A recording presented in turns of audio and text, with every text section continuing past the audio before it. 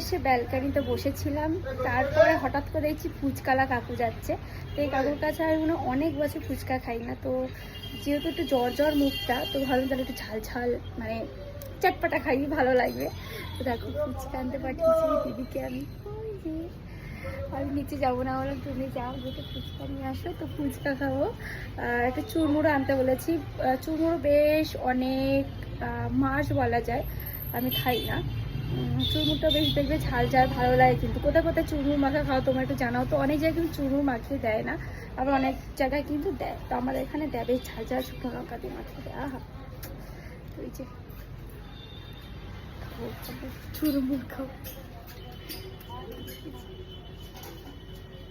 এই কাকু আমার শ্বশুরবাড়ির পাশেই, ওনার ছেলে বসে, উঠতাম ওর দোকান দিয়ে খেতাম। তো এখন আর খাওয়া হয় না, এখন যখনই বাজারে বেরোই তোমাদের দাদা ভাই আমাকে অন্য দোকান দিয়ে খাওয়া, বেশ পুদিনা পাতার টক জল দিয়ে খাই, টেস্ট লাগে। তো আজকে আবার এখানে খাবো, খুব টেস্টি।